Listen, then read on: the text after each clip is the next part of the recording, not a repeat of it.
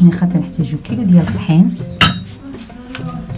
100 غرام ديال الزنجلان مطحون، معلقة كبيرة ديال القرفة، معلقة كبيرة من النافع وحبة حلاوة، خميرة 8 غرام، معلقة الخل، ربعة ديال الزبدة ونذوبوها، قريصة ديال الملح ونص لتر ديال الحليب باش نجمعو العجينة. ندوزو على برك الطريقة. كندير الخميرة 8 غرام، قرفة حبة حلاوة، الزنجلان،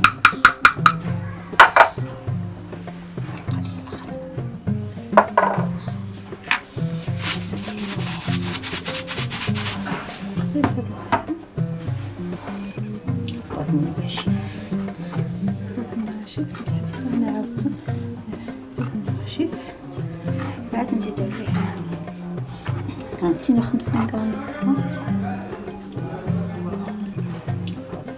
250 غرام زبدة مذوبة،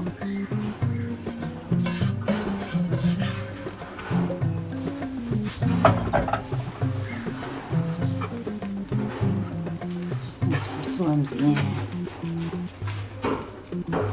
تدخل في الطحين. بعد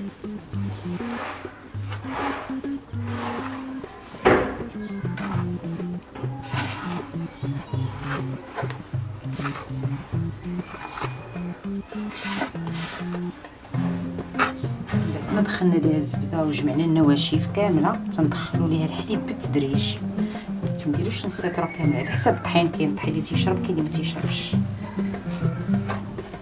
تنبقاو حنا غاديين بالصمر يعني تتجمع لنا العجينه ديالنا. ها هي العجينه بعد ما جمعناها ما تتكونش قاصحه وما تتكونش خفيفه، والحليب اللي درناه هو بقى لنا الحليب تقريبا بقى شي نص كاس، يعني نص لتر ما دخلش لينا كامل.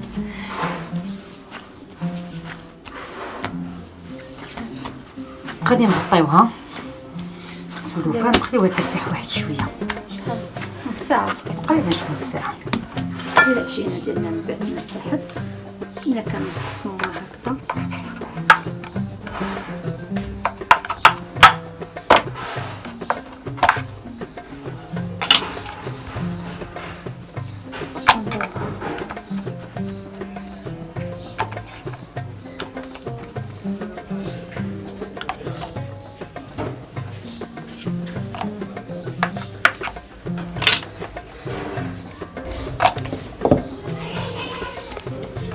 ونغطيوها بنين.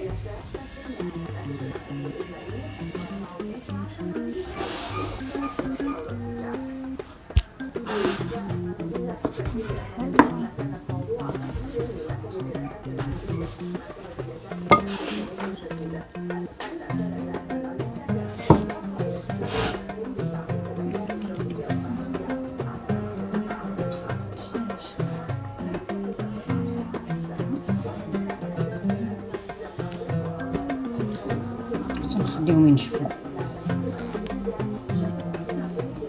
كل ما كانت كثيره تتنشف الشكل ديالها، نخليوها حتى تنشف. باش نخليها خير حتى تنشف كنكون مسخنه المقله مزيان. طيب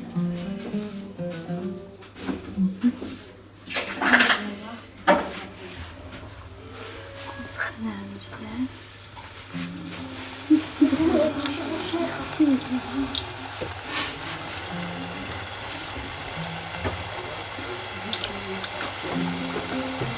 نسخن الزيت مزيان من بعد تنقصو ليها تكون الزيت كثيره.